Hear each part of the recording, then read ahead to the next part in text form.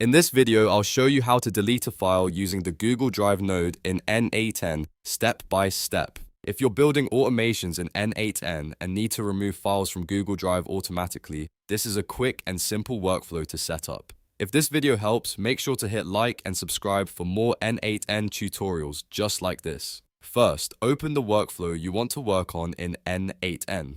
This can be an existing automation or a new workflow you're building from scratch. Once the workflow is open, go to the Nodes panel on the right or the Add Node menu and search for Google Drive. Select the Google Drive node from the list. After adding it to your workflow, open the node settings and choose the Delete a File operation.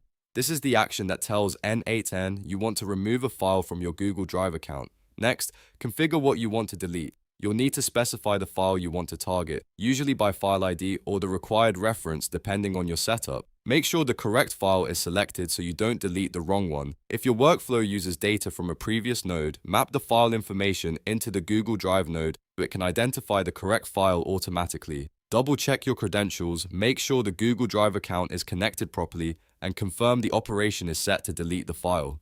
Once everything looks good, save the node and test the workflow. When the workflow runs, N8n will delete the specified file from Google Drive based on the configuration you set, and that's it. You've now deleted a file using the Google Drive node in N8n. If this tutorial helped, please like the video and subscribe for more quick automation guides.